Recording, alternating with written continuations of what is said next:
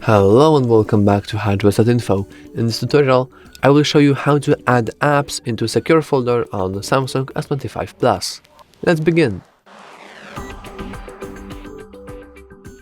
So, firstly, we want to go into our secure folder, input our password, and in here we simply click this plus icon here.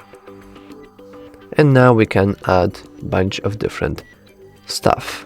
For example, I will add Facebook and maybe Gmail.